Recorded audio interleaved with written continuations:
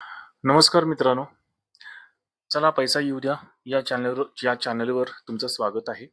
जे कोणी आज पहिल्यांदा आपल्या चॅनलला व्हिजिट करतायत त्यांच्यासाठी रिक्वेस्ट आहे, प्लीज चॅनलला सबस्क्राईब करा आणि व्हिडिओची माहिती जर तुम्हाला आवडली तर प्लीज व्हिडिओला लाईक करा. आज लाडकी बहीण योजना या योजनेच्या संदर्भात खूप महत्त्वाची अपडेट आलेली आहे. सरकारने ही अपडेट दिलेली आहे. 26 लाखाच्या वर महिला, 26 लाख आणि काही हजार महिला या अपात्र झालेल्या आहेत.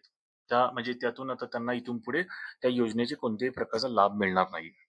त्यासोबतच काही बनावट जे लाभार्थी सापडलेले आहेत, या लाभार्थ्यांच्यावर सरकार आता काहीतरी कारवाई करायचा विचार करत आहे. त्या संदर्भात आपण आज माहिती बघणार आहोत. आदिती तटकरे मॅडम यांनी त्यांच्या एक्स हँडलवर त्यांनी पोस्ट केलेलं आहे. ती माहिती तुम्हाला सांगतो.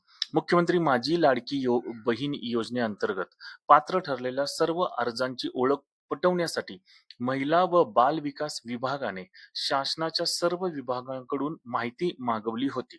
यानुसार माहिती व तंत्रज्ञान विभागाने म्हणजे IT डिपार्टमेंट जे आहे गव्हर्नमेंटचं, त्यांनी असं सांगितलेलं की 26,34,000 लाभार्थी ह्या अपात्र आहेत. अपात्र आहेत म्हणजे काय? ह्या आपल्या जी काही योजनेच्या अटी आहेत त्याच्यामध्ये बसत नाहीयेत.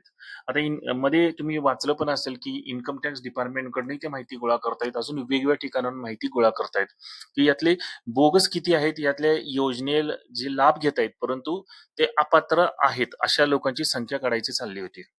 हे गेली 5-6 महिने झालं सुरू होतं. आज त्यांनी आता एक आकडा डिक्लेअर केलाय, 26,34,000 एवढे अपात्र आहेत. आता याच्यामध्ये काय झालं की एकापेक्षा जास्त योजनांचा हे लोक लाभ घेत आहेत. ओके. काही कुटुंबांमध्ये 2 पेक्षा जास्त लाभार्थी आहेत, तर काही ठिकाणी पुरुषांनी सुद्धा अर्ज केलेले आहेत. हे खूप त्यांना सापडलेलं आहे. या माहितीच्या आधारे जून 2025 पासून 26,34,000 अर्जदारांचा लाभ तात्पुरता स्थगित करण्यात आलेला आहे. म्हणून ज्या लोकांना जून पासून हप्ते आलेले नाहीत त्यांचं नाव या लिस्टमध्ये असू शकतं, म्हणून तुम्हाला हप्ते आलेले नाहीयेत. बाकीच्या लोकांना जून 2025 पासून त्यांनी हप्ता त्यांच्या अकाउंटला पाठवलाय असं त्यांचं म्हणणं आहे. तात्पुरत्या स्वरूपात लाभ स्थगित केला. तर तात्पुरतं गव्हर्नमेंटने सांगितले, सरकारने, की तात्पुरत्या स्वरूपात आहे.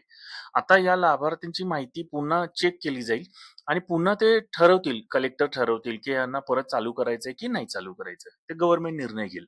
आता हे जे शासनाची गव्हर्नमेंटची जी काही चुकीची माहिती देऊन म्हणजे बनावट लाभार्थी जे आहेत यांच्यावर आता काय कारवाई करायची याच्याबद्दल सरकार त्याच्यावर चर्चा करत आहे आणि चर्चा होऊन त्याच्यावर सरकार योग्य निर्णय शासन स्तरावर घेण्यात येणार आहे असं मॅडमनी सांगितलेलं आहे.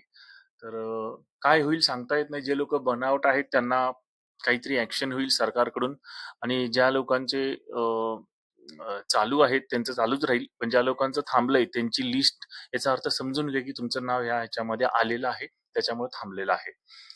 ओके. व्हिडिओ पाहिल्याबद्दल धन्यवाद. Thank you very much.